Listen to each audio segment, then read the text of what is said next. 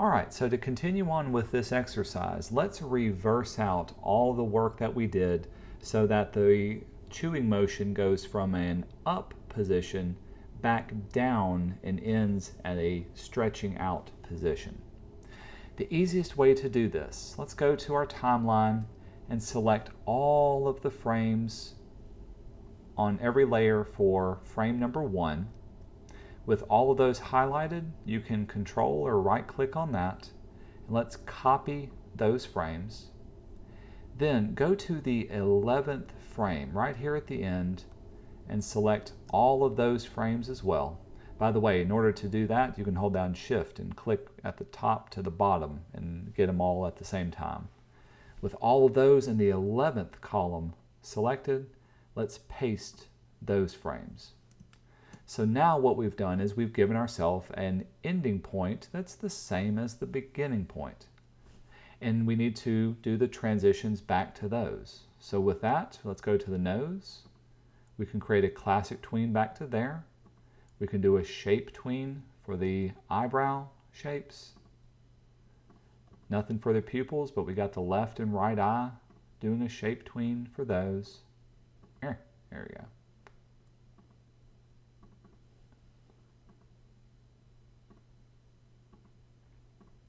And everything else that's in between.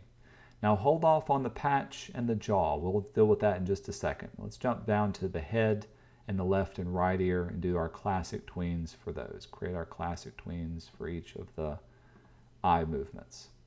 So with each one of those done, you can get an idea that it's moving correctly, but obviously the patch and the jaw need to have something a little special done with those. I'm going to unlock my jaw layer, and we want to have the same flow of all the frame-by-frame animation of the jaw being squashed in, but just in the reversed order.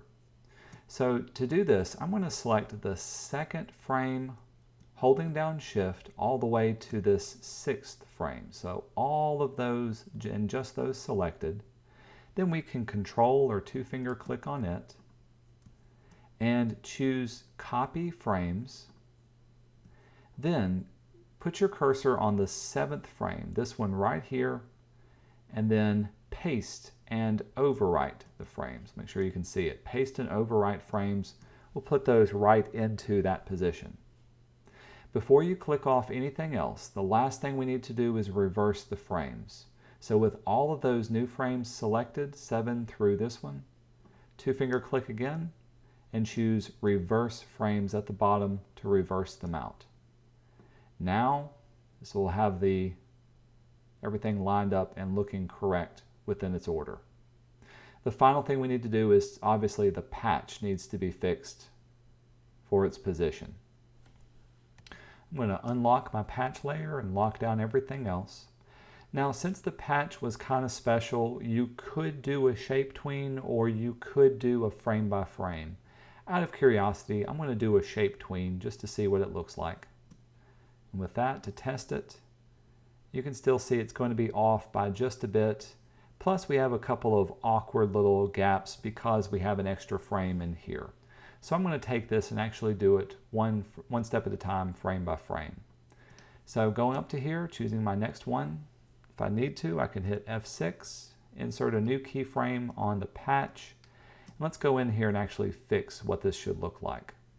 Now for this keyframe, it's actually in the right spot. It looks like my jaw is actually off. So if that's the case, if your jaw is off, I'm going to unlock my jaw layer, select my jaw, grab my transform tool, and let's see if we can bring this out so that it's also fixed for there. That looks good. Now we can return back to my patch layer, select the next frame, hit F6, create a new keyframe. You can see what needs to be fixed for this one. Hey, just like I did with the other one, the jaw is off, so I'm going to select my jaw frame. Actually, I'm going to click on the frame to get everything in it. Let's drag this out so that it matches up and fixes well. And now I can choose my patch tool and patch that up. So for this one, take it frame by frame, but also fix the patch and the jaw together. Once it reaches this one, looks like the jaw is okay. But I do need to hit F6 on my patch frame And let's go in and fix this little line that's at the top. Yours may be different depending on how you drew yours. The takeaway for this particular part is that you can go frame by frame and fix the patch as long as you get it looking correct. And actually this is looking pretty good for this one now. And then it goes back to that final frame. So that's all that I needed to do for the patch. Just a couple of frame by frames in addition to a shape tween worked out. Let's zoom out so I can do the whole thing.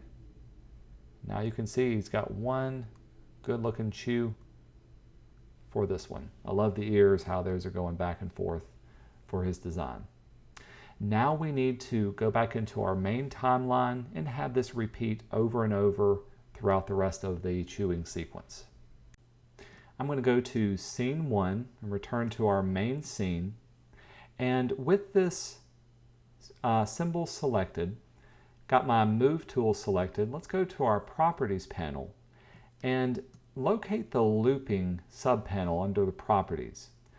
Under the options, right now it's got to play this once, meaning that if it's on here, it's just going to chew one time through it. We want it to loop over and over again for as many times as we want it to chew. So make the option set to be to loop.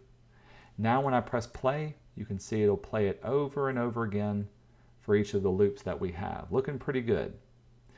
There is one downside that we have. Let's turn back on our rough animation. As far as the timing goes, everything looks pretty good. We've got it set to here, but when it goes to the part where it needs to be chewing inward, it's actually off by one single frame. Do you see that? By here, it should be the full smile, but it's actually off. It's the next frame over that's the full smile. So let's fix our timing for everything that's happening. The reason for this is because we've got 2 frames in our timeline that are essentially showing me the same thing. It's an easy fix. In our timeline, select this 26th frame and drag it over 1, so that'll bring it back 1, and then choose our new 27th frame and let's drag it back as the starting point here. Now it should line up and match really nicely with all of our other keyframes that we have. What we need to do now is change the position that it needs to be. So with this one, it's down to this. Go into the next keyframe. You can see how it needs to move upward. So this is on frame number 32. Select frame 32 on your head layer and make a new keyframe. With it selected, we can move it up, and you may have to use your arrow keys and nudge it into place. That looks good. Now you can notice that we didn't use our frame as a reference, and so if your features don't line up exactly, totally fine. The main thing is ours does work really well. I want to test my animation now by turning off the rough animation layer. I'm going to bring my playhead back to the beginning and hit press, choose down, and choose for the rest of the time. The final thing obviously we need to do is to have the head move up in position for a keyframe or a tween between these two. So let's do a tween between both of those, classic tween. And it moves up and starts to chew.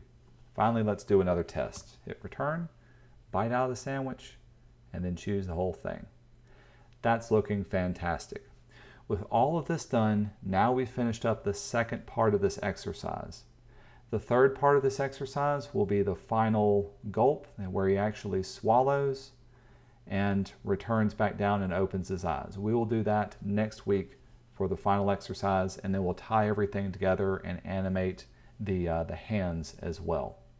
So once you're finished, let's go up to File. Let's do a Save and then a Save As for this one. And since this was part B, we'll call this part 2. Part 1. We're going to call this part 2. Save this as Exaggerated Sandwich Part 2 when you hit Save. This second part is what you'll upload to Moodle for your exercise grade for this unit.